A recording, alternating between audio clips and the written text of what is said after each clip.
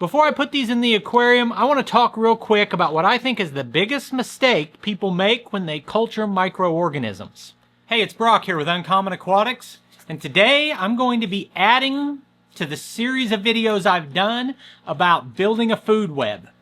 Now, it would be really repetitive to tell my entire food web story over again, so I'm going to summarize it as quickly as I can for the people who've already heard my spiel.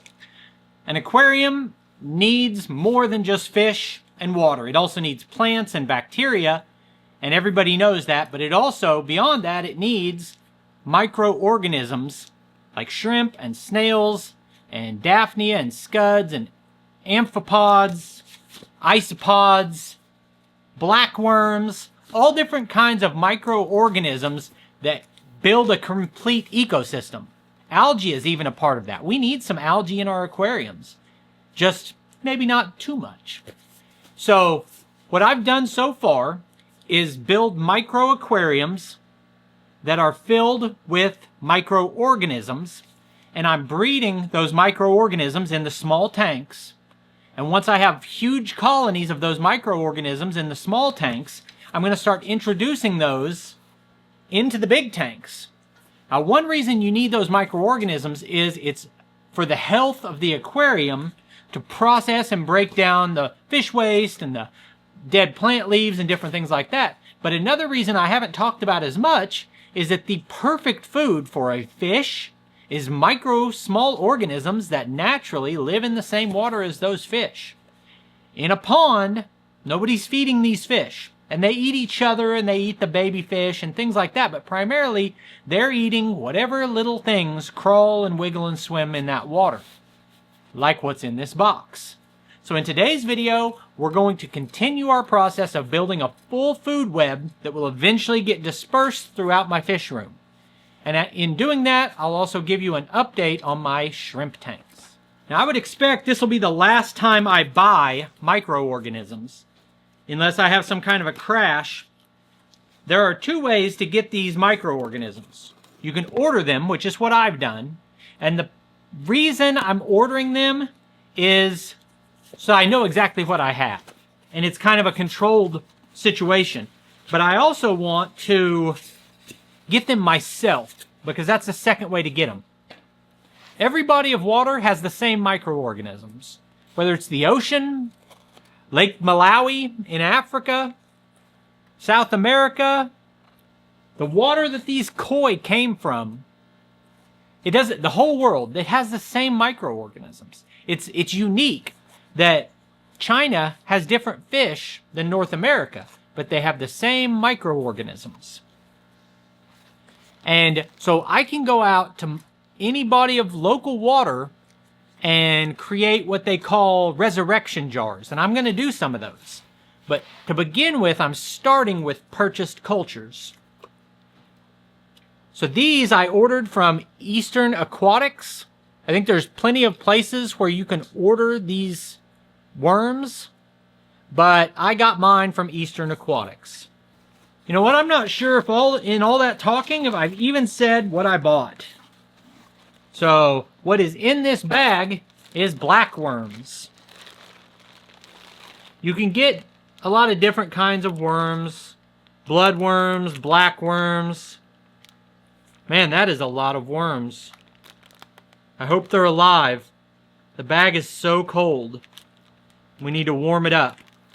But I ordered like a ½ pound, which is a lot of blackworms.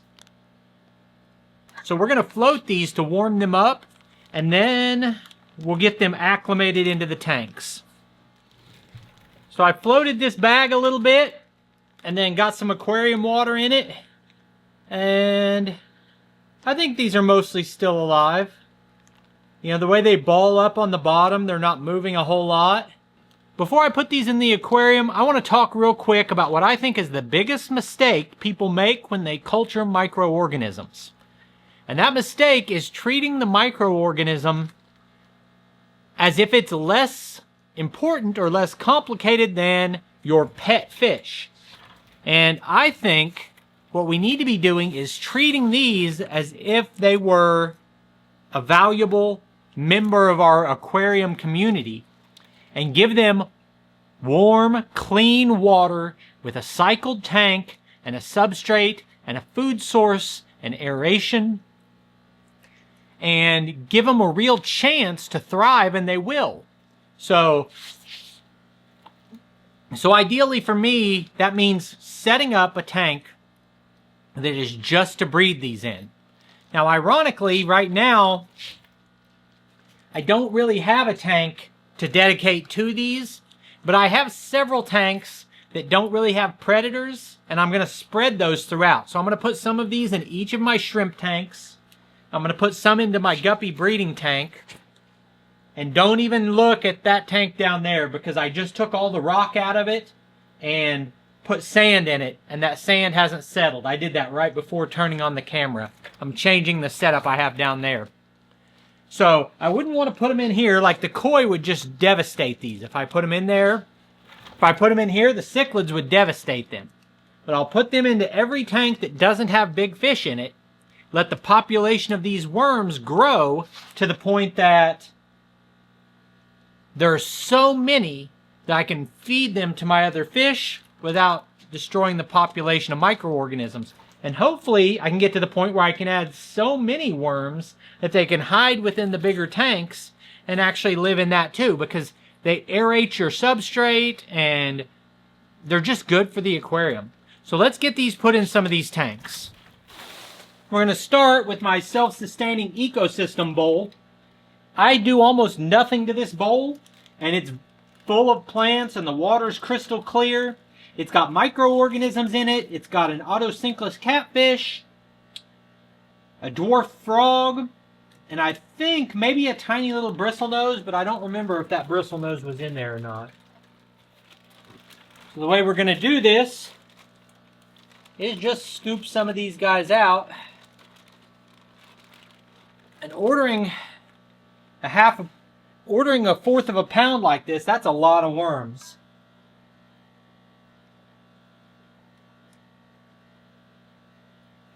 And we'll just dump them in. You can see them kind of swimming around in there. I will get some in here. This aquarium next to that is a guppy breeding tank. And there's not that many guppies in there. Most of them are really small. So they're going to eat some of those worms. But I bet some of them survive, work their way into the substrate, and breed in there. At least I hope so. So every time I think I've listed off all the reasons to have these microorganisms, I think of another one. As I mentioned, this is like the healthiest possible food for your aquarium fish. But beyond it being a healthy food source, it becomes a free food source. I mentioned you can get these for free from local waterways and culture them yourself. But even if you buy them, I paid quite a bit of money for these, so it would be expensive food. But once they're repopulating themselves, it becomes a free food source.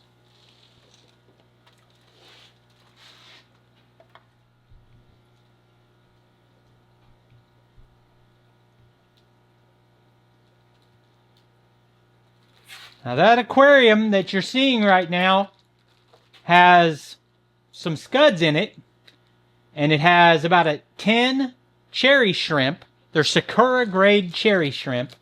And now it's got blackworms. This aquarium has the cherry shrimp. This has orange shrimp, yellow shrimp, and blue dream shrimp. And they're all going to get some blackworms.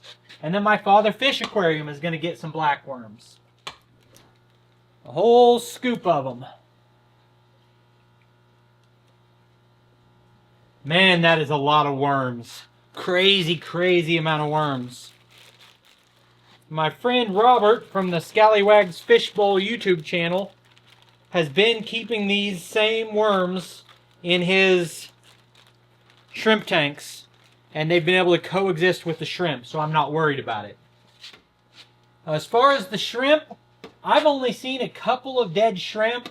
I put, 20, 30, 40, 50. I got 50 shrimp, plus there were already 10 down there. So I've got about 60 shrimp that I recently added to these aquariums, including the ones in the Father Fish aquarium. And I've only seen about 2 die. They've been doing great.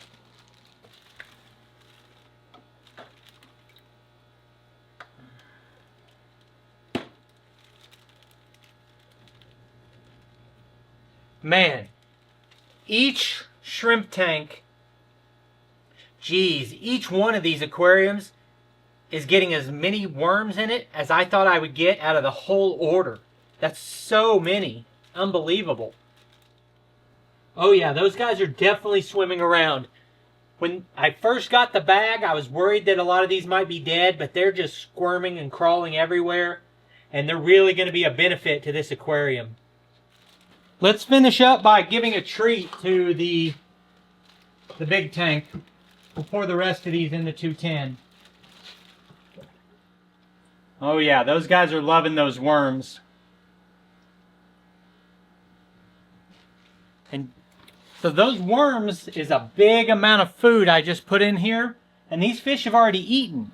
So normally I'd be like worried that I was overfeeding my aquarium. But with this, I don't have to. If those worms don't get eaten, doesn't matter. They'll live in the substrate, and eventually they'll either reproduce and improve the aquarium, or they'll get found and eaten. Either way is perfectly fine. So I'm excited to add black worms to the microfauna that I keep in my aquariums. I appreciate you taking time to watch the video. I'll put links on the screen to a couple more of our videos, and I'll see you next time.